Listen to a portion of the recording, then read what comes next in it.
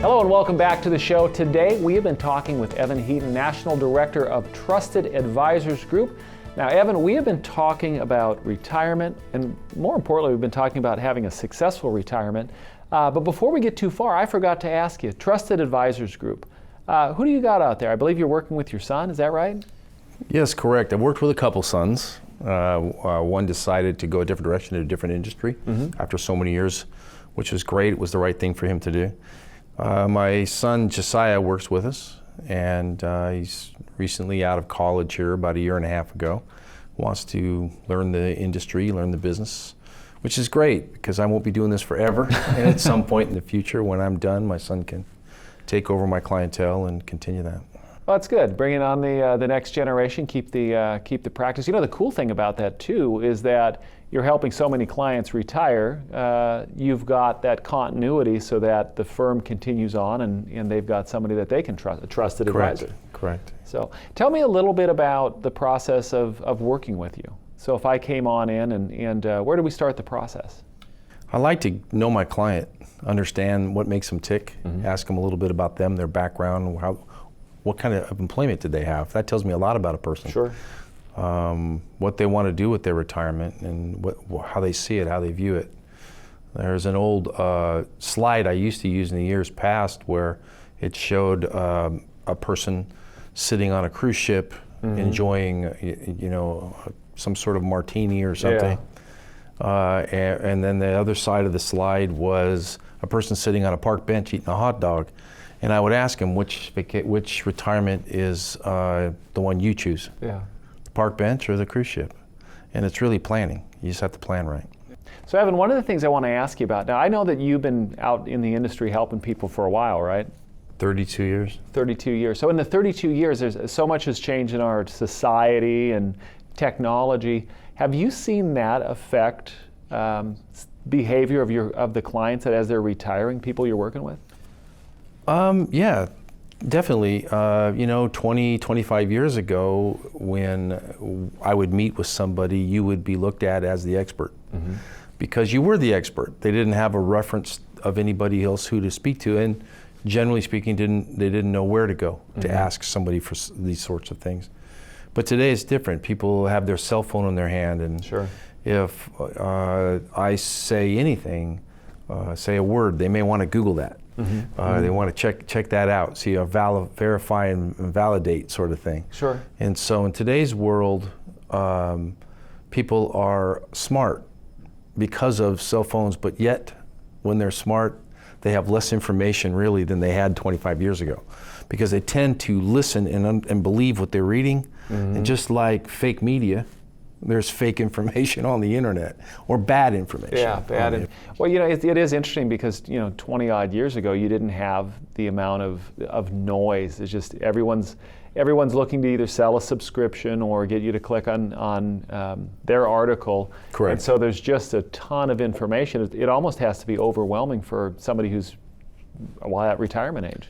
Yeah, most are overwhelmed by it. Most don't want to deal with it. They're retired. They want to relax, enjoy life, and they don't really like to have these kind of conversations. Yeah. They don't necessarily want you to know how much money that they have, sure, or where it sits, or why it sits. And furthermore, you think about it with your own money. If I started to dig and ask you some questions, and you started to realize that maybe where your assets are, maybe not be the right thing for you. That might be a little embarrassing for you. Yeah. And so I try to not diffuse that with my client, but let them understand I'm here to help them. Absolutely. I don't know at what extent I can help them yet because I don't know them well enough yet. But as we kind of work through that and understand what their goals are in life, what they're really trying to accomplish, do they want to protect their assets as they grow from potential market losses? Do they want to have these assets be there for them as they age so they can purchase things in their future? As people age, sometimes they need more income because the income they thought was great when they retired, pension and Social Security, inflation takes them to a place or their life changes and now they need more money. The more income is necessary. How are they going to do that? Go back to work when they're 80? I don't think so. That does not sound like much fun. It's not going to happen. So Evan, one of the things that I love about this booklet, which again, I'm going to say it again, go out on the website and get it. But one of the things that's in this booklet is a great discussion on income, which is super important in retirement. I mean, that only makes sense.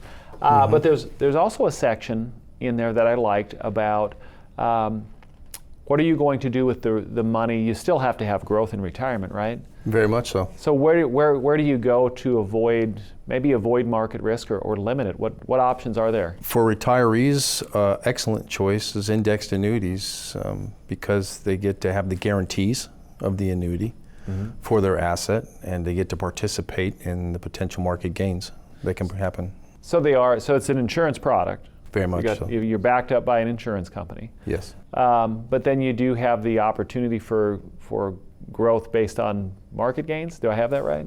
The index of choice that they choose to be tied to, yes. Now, are these crazy complicated products? How do I learn about these things? Is that why I'm coming in to see you? Great question. You know what I do when somebody asks me that question? I pull out my cell phone and I go, you know what's funny? Is I know how to use my cell phone. Yeah. I can actually go like this and press my numbers and hit the green button, and I can talk on the phone. So when you ask me, do you know how to use your cell phone? What's my answer? Yes. Yeah. However, how I can talk to somebody in China in the next 20 seconds, how this works, how all the little things going on inside this phone works, I have no freaking clue. Me either. So because of that, yeah, it can be complicated. Yeah. But the complication the clientele they don't need to understand, and I don't understand. What we need to understand are the basic premises of the contract and what value that provides to them from a growth potential, from guarantee potential of their asset. Sure. And being able to have money as they age for potential income, or they may need to purchase something in the future, so they have access to their cash. I get it. You know, that's a great analogy, because there are so many things that we can dive all the way in, and I don't understand half the things my car can do, but I know Correct. what it can do for me. And you use it every day. Every you drive to doggone work day. every day. Every doggone day. Now, if I want to get a hold of you and I want to start this conversation, because I want to, if I'm out there and I'm watching this, my first thing I'm thinking is I got to go out to the website. I told you I'd say it again. I got to go out to the website and get a copy of that. And then, but how do I start the conversation with you? What's the best way for me to get a hold of you?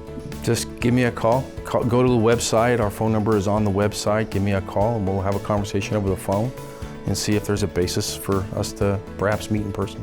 Coming up on Right on the Money, we're going to get to know Evan even more. I've got some questions for him that he hasn't seen, so we're going to rapid fire you here a little bit. We're going to do that right after the break. We'll see you on the other side.